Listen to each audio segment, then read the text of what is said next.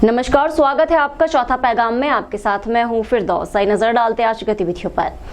बुरहानपुर के शाहपुर थाना क्षेत्र अंतर्गत ग्राम कालमाटी निवासी एक विधवा महिला ने बैंक कर्मचारियों पर 1 लाख की धोखाधड़ी करने के आरोप लगाए हैं। पुलिस में एफआईआर दर्ज होने के बाद भी राशि वापस नहीं मिलने पर मंगलवार को महिला ने जनसुनवाई में पहुंचकर कलेक्टर एसपी से शिकायत की है। फरियादी महिला गेंदुबाई ने बताया कि मेरे पति की मौत के बाद मुझे संबल योजना के तहत 2 लाख रुपए सहायता की राशि मिली थी। बैंक से 1 लाख रुपए निकालने के बाद दरियापुर की बैंक शाखा के कर्मचारियों ने मुझे 1 लाख की एफडी बनाने के लिए कहा था, लेकिन एफडी नहीं बनाते हुए कर्मचारियों ने मेरे खाते से 1 लाख रुपए ही निकाल लिए, जिसकी शिकायत शाहपुर थाना में करने के बाद अब तक कोई सुनवाई नहीं हुई। ना ही मुझे राशि वापस मिली है। विधवा महिला प्रशासन से मदद की गुहार लगाते हुए राशि वापस दिलाने की मांग कर रही है।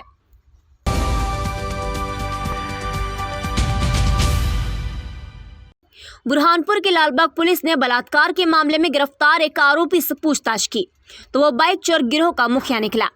मध्य प्रदेश के साथ ही महाराष्ट्र, गुजरात में भी बाइक चोरी की थी। गिरोह के 4 लोगों को भी पुलिस ने गिरफ्तार कर आरोपियों के पास से चोरी के 7 बाइकों को जब्त किया है। कोतवाली पुलिस कंट्रोल रूम पर प्रेस वार्ता लेकर एसपी देवेंद्र पाटीदार ने बताया कि आरोपी सागर पिता सुभाष पर नाबालिग किशोरी को भगाकर ले जाने और बलात्कार करने का केस दर्ज था। पुलिस ने आरोपी को गिरफ्तार कर पूछताछ की तो आरोपी ने बाइक भी चोरी करना स्वीकार किया। आरोपी ने 3 राज्यों में बाइकों को चोरी किया था।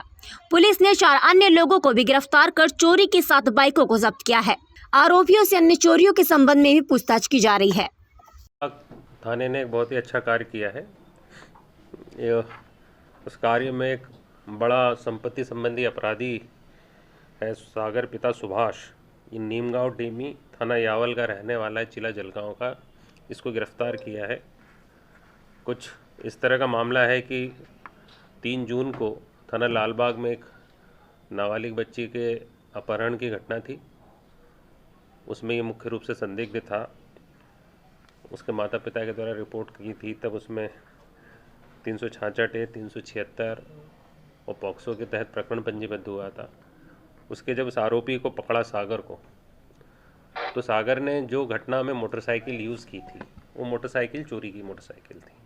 पूछताछ में है, जब उससे और गहन पूछताछ की तो उससे कई संपत्ति संबंधी अपराध हम लोगों को पता चले हैं, जिसके अंदर बुरहानपुर में इंदिरा कॉलोनी से एक गाड़ी उसने चुराई हुई थी। जिला हॉस्पिटल से भी एक गाड़ी उसने चुराई हुई थी। दोनों गाड़ियों को हम लोगों ने इससे सीज़ भी किया है।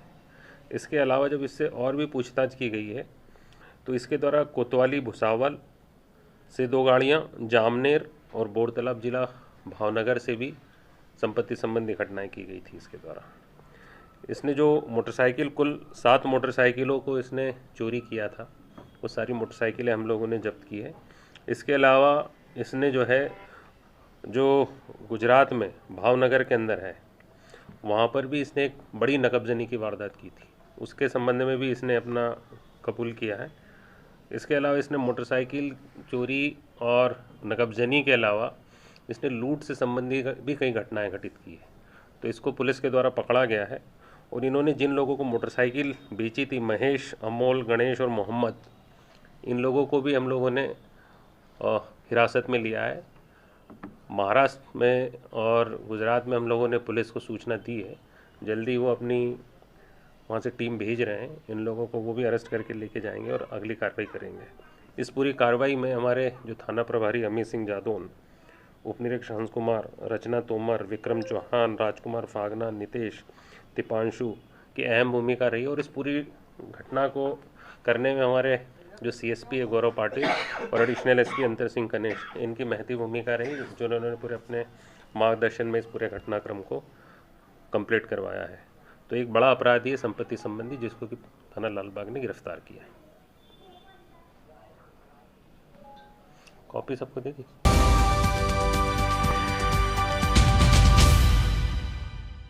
बुरहानपुर जिला रजिस्ट्री कार्यालय में वक्फ संपत्तियों की भी रजिस्ट्री भूमाफियाओं के नाम पर की जा रही है, जिसकी शिकायत मंगलवार को एमआईएम जिला अध्यक्ष अधिवक्ता जहीरुद्दीन शेख ने कलेक्टर भव्य मित्तल से की है। वक्फ की भूमियों पर की गई रजिस्ट्रियों पर रोक लगाने के साथ रजिस्ट्री में आने वाले अफसर और भूमाफियाओं पर कार्रवाई की मांग की है। अधिवक्ता जहीरुद्दीन ने कहा कि जिला रजिस्ट्री कार्यालय से वक्फ की संपत्तियों की रजिस्ट्री की जा रही है, जबकि खसरे में वो वक्फ दर्ज होने के बाद भी रजिस्ट्री हो रही है।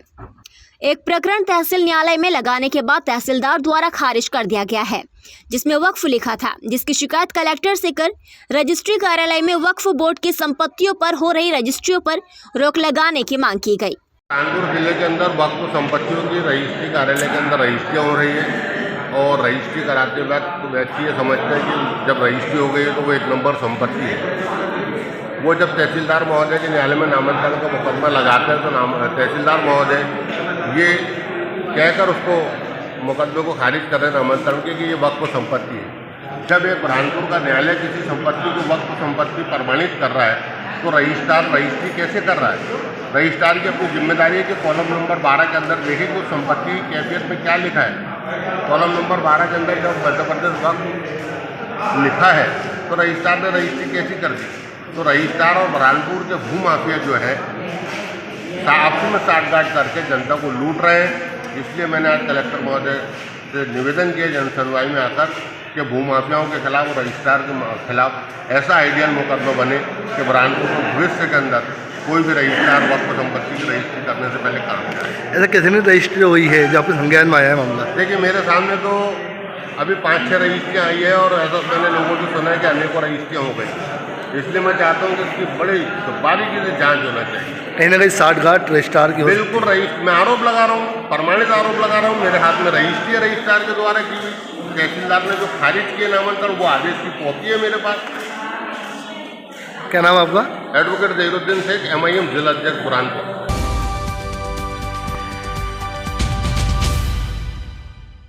बुरहानपुर के ग्रामीण क्षेत्रों में शासकीय स्कूलों में पदस्थ ट्राइबल विभाग के नवनियुक्त शिक्षकों ने मंगलवार को कलेक्टर कार्यालय पहुंचकर कलेक्टर भव्य मित्तल से 6 माह का वेतन नहीं मिलने की शिकायत की।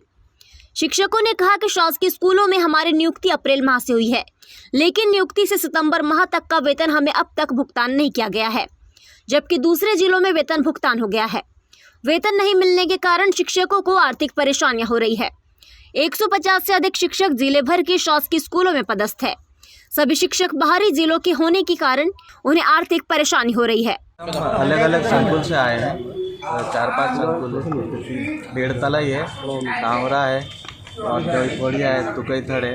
और क्या है कि हमारी जो पेमेंट है 3 महीने की और 6 महीने की रही है, जो पहले जो आई नहीं है, बाकी इसके बाद की तो चालू है।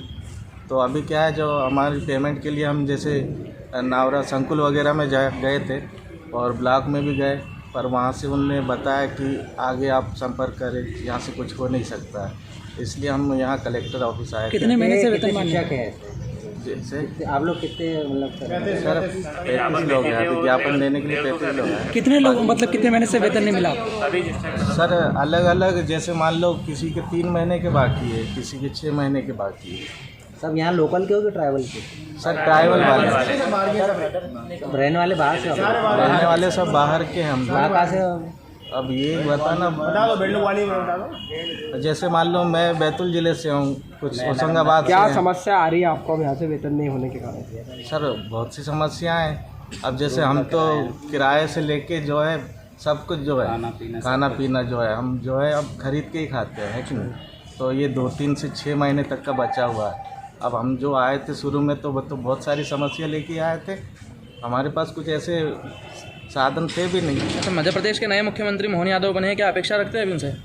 सर अब वो कुछ करे हमारे लिए तो अच्छी बात है। जैसे कि अभी हम पेमेंट अभी 70% में ही अटके हैं, अगर वो कुछ करे ऐसा 100% का कुछ करे तो अच्छी बात है ना। क्या नाम है आपका? सर जितेंद्र काजगे।